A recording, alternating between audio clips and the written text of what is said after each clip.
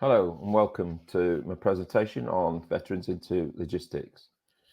My name's Neil Walton and I served for 34 years in the British military and the REME, or Electrical Mechanical Engineers, then the Royal Corps of Transport, then the Royal Logistic Corps, with a heavy intelligence background in the human sector. But I came from my grassroots as transport, and I'm now the National Transport Fleet Compliance Manager for the fifth largest fleet in the UK, which is M Group. Plant and Fleet Solutions Limited is the company I work for in M Group and cover the whole of the UK. So, just a bit about myself. I served in Northern Ireland for 21 years out of 34 years, served in Bosnia, Croatia, Belize, European countries as well, Belgium and Germany extensively.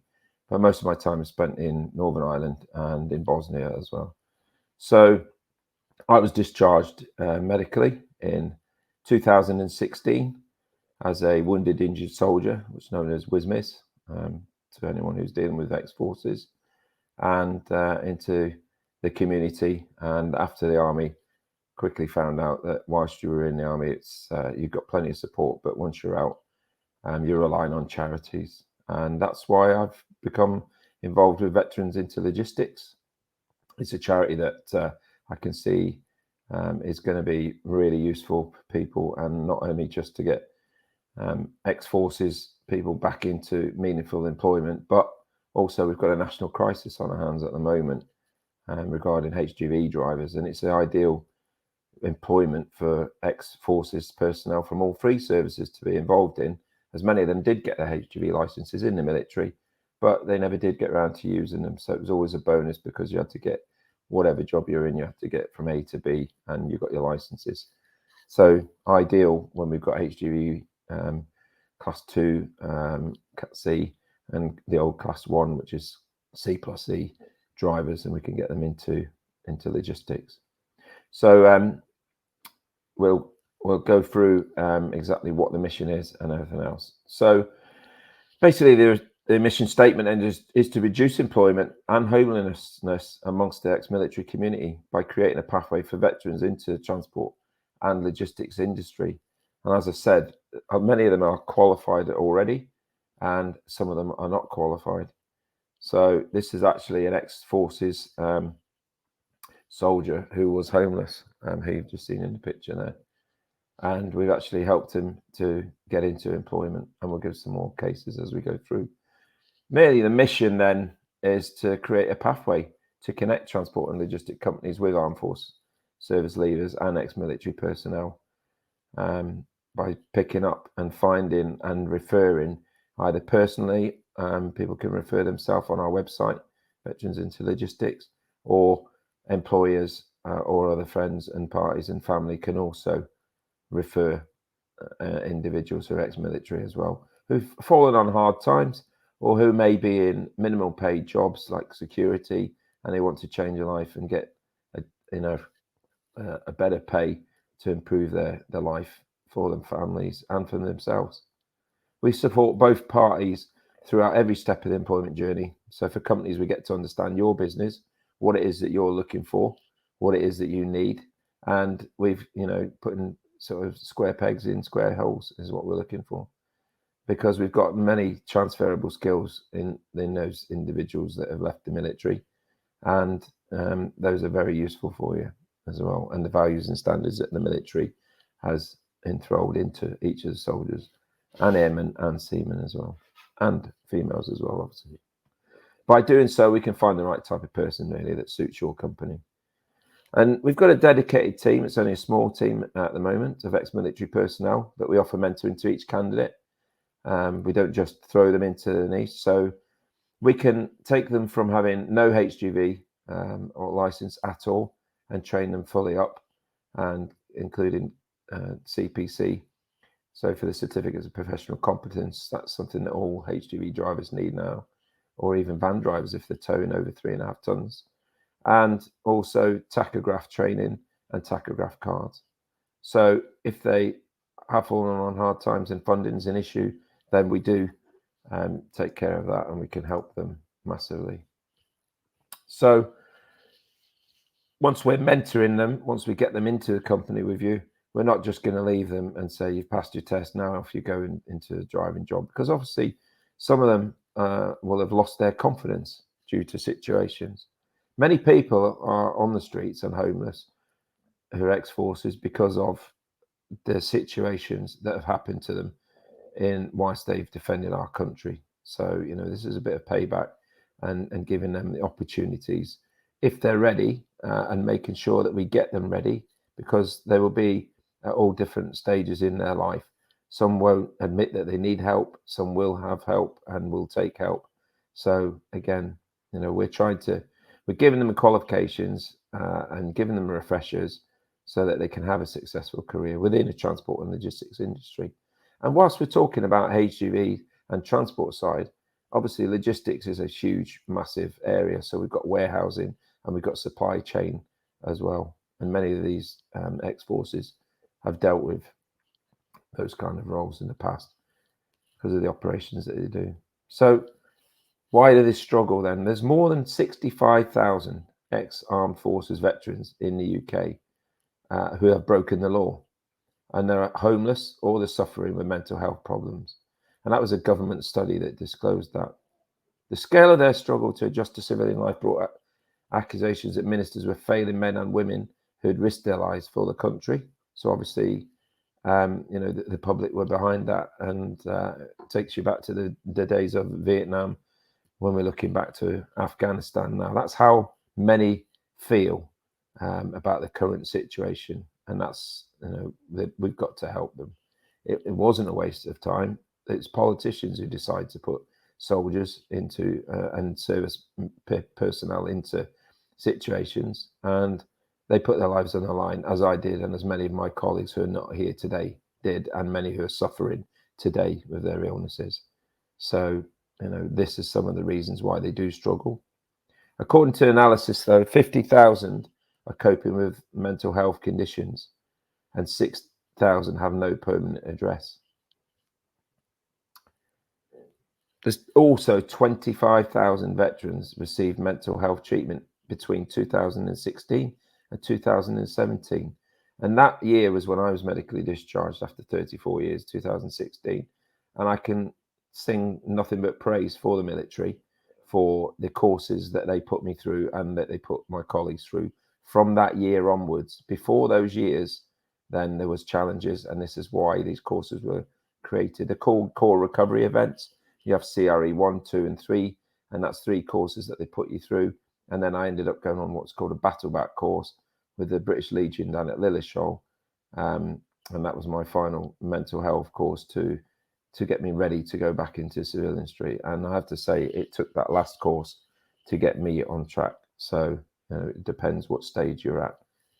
If you're in denial and you don't recognize the symptoms of PTSD and talking about mental health, which was the case, which is much improved now, as it should be, then that you're not ready for help. So the pictures say everything, don't they? The stress and pressure that I've felt myself under, and that many people have suffered. But the Mental Health Foundation does state that only half have sought help, implying there's another 50,000 that could have undiagnosed mental health issues. Many self-medicating and looking around and seeing what they can help. It's quite hard to go into an NHS hospital or medical facility and start talking about the issues and the kind of injuries and with the trauma that a soldier or a service person has been through. So that's the big barrier, constantly having to repeat their situation and their circumstances to different doctors as well. Takes them back and triggers all of the events to happen again. And not making an excuse that's why 10,000 vets are in prison on parole or probation, but they do fall on hard times. They feel alone, isolated. They were once part of a big organization and they were part of a mission, and they had tasks and objectives, and they were guided and they were mentored and they were led to do those operations. And that's the situations they were in. And then all of a sudden, when they leave that sort of background and institutionalized, is what people say, I don't agree with that word, but yes, there is a degree when you're young that you are institutionalized and you rely on all your training and everything else. You come outside and there's different values out here, very different values outside the military to what's in, respect being the biggest one, and dedication. So, and loyalty and things like that. So the MOD stated that 3%, 9,600 of prison admissions had a service background, but the probation union actually claim it's closer to 8%, so almost 3 times as much. So, 28,000, just over 28,000 could be actual admissions. The prison population was 78,800 in the 2020. It's projected to increase to a pre-COVID level of 83,000 by September this year. And again, increasing steadily to over 98,000 by 2026. What does that mean when someone is in prison? For a country, as well as the hardship that individuals facing, and sometimes justifiably, for depending on what's gone wrong. But there are underlying reasons in many cases, not all cases, I would agree. But again, being lost and wanting to belong to someone and get into a routine, some soldiers have actually said that that's the reason they wanted to go into prison. They had no money, no food. They go to prison, they've got a structure, a regime, food, and they feel more secure in a prison to being outside on the street where revelers, late night revelers, are coming past and kicking them, and other people are stealing things from them, and all those kinds of things that go on. So it also means, though, to the country that person's not contributing to the tax burden, doesn't it? So instead of costing us 98,000 offenders, instead of costing us, would it not be good to rehabilitate offenders and to get them back into meaningful employment so they can again contribute to the country's wealth as well? So again, it's about £45,000 a year is what I'm told for a prisoner to be kept in a facility. So when we start recruitment, we've got an in-house recruitment team, and they're on, they're here to assist the veterans on the road to get to new employment. Whilst they do complete their training, we go through that training with them, discuss what kind of work they like to go into. Some would like to go away and do tramping, which is overnight stays. And again, there's many military that like that. They don't want to be at home all week. They want to go home at weekends. Again, that's what they've been used to. And others are quite happy to do 4 on, 4 off, and supermarket driving, which is where there's a massive shortage at the moment in the industry, is a good area to get into because they are pretty switched on. They are compliant. It's not some back street company that are telling you to work on your brakes in tacos and start getting you to do things that are illegal, because soldiers won't do things that are illegal naturally because they've had a structured lay down set of rules, procedures and processes and safe systems of work that they're all used to working to. So that's what we want to put them into. So we do vet any companies as well that we are going to employ or our service people within. We'll also assist our veterans with interview preparation and CVs as well, and self-presentation. Military personnel of different ranks and different grades obviously will present at different levels and in a different way. And the junior ranks, so the privates, lance corporals, corporals, before they become to senior ranks, are not used to really selling themselves as much as seniors have to and officers do. So we do really help them. They're too modest, and they really, when you get out there, it's cutthroat. We've really got to sell yourself. And it's amazing helping them to, when we sit down and write a CV and ask them questions. And what have you done? Where have you been? Well, I was in Kenya, and we were out there for 6 months. So you're on peacekeeping operations in Kenya. So you had to liaise with the local community. Yeah, we did. And you had to think of logistics and supply chains, and you did transportation. And when you start talking and analysing what everybody's done, you can very quickly build a CV up. Even security guarding high value, precious items, vehicle searches, and looking after company properties and personnel. So, if you add it up and you keep going, then there's many different skills that you'll find with a soldier: first aid trained, firefighting trained, and everything else, energy warding trained, things you may not have even noticed, but in a company that will save you money as well. They'll never just do their job and drive in and go home.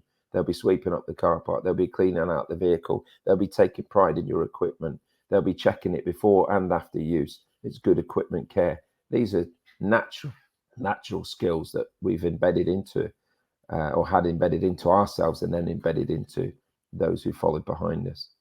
So we can't guarantee a first stage interview with many of the companies that we've got. Many are advocates of the armed forces, and so that's helped us to build relationships with them, and they do admire the drives and the skill set that ex-military personnel possess, which is really good. From a support network as well, veterans into logistics have set up a drop-in centre by becoming a member of ASDIC. This has allowed us to open up and offer veterans in the community a place to meet up for a brew and also to get advice. There's also breakfast clubs all over the country, and those are the types of places that we're now going to be getting in touch with. We've only been going for a year again, so we've helped over 100 service leavers in the last year, and that's down to the team who I've just joined, so before I got here. And again, we want to increase this to help as many people as we can. This is our commitment. It's not just exclusive to veterans and logistics, but also to the wider veteran community. And that's about creating a safe space, not only to meet old comrades, but also to make new friends and to help others. And that's a good sense of achievement for someone who's suffering from mental health, is to help others. And that gives us all a buzz. The business centers, business partnerships as well join us in the ASDIC events too. Being ex-military ourselves, then together, the three of us, we've got over 90 years of combined experience within HGV, driving, driver training, and testing operations. So as an ex-master driver in the military, of which there was only 20 for 80,000 soldiers when I was in, then our role was as a senior transport manager, operations, logistics manager, and risk manager.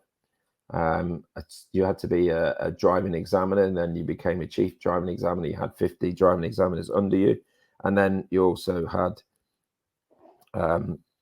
driving instructors under you as well, normally about 80 for a brigade. So we're used to setting up operations and training people from having no qualifications whatsoever to Cat B for their car, to Cat C for HGV, to Cat C plus E for articulated vehicles, but also many specialist vehicles. And again, it's about looking after your equipment. When you give our staff a job, then they're going to be looking after and taking care of your equipment respectfully, as they have done with that £500,000 tank or £250,000 truck that they used to drive. So they do know the value of taking care of things properly. Bespoke training as well is tailored and mentoring plans for each veteran situation. So again, we'll come across veterans at different stages.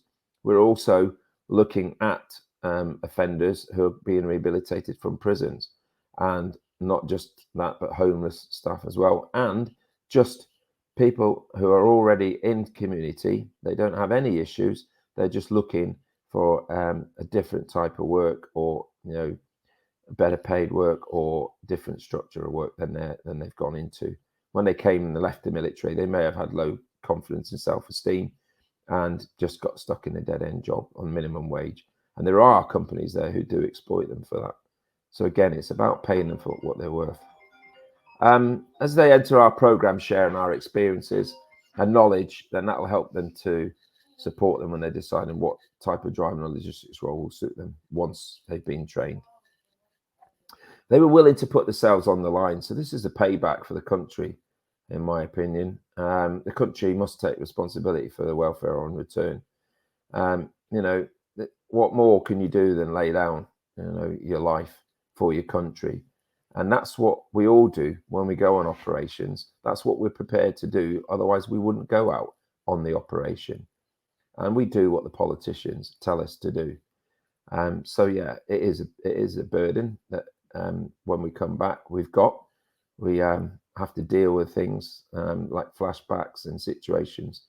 So, you know, it is right that the government, and they've said they'll spend 1.2 billion over the next 2 years on tackling homelessness. That's not just for soldiers and ex-service personnel. That is for everyone. So, in that catchment, there will be many ex-veterans. The British Legion's estimated that there are currently around 6,000 homeless veterans in the UK. So really that takes us to the end of my presentation, and hopefully it's given you a brief insight into what Veterans into Logistics stands for, and hopefully we can assist you in getting or with your manpower burdens, and we can give you some well-trained and well-respected staff who will definitely be an asset to your business and be ambassadors for your business. Thanks very much, and please do refer people on our website. Take care. Bye.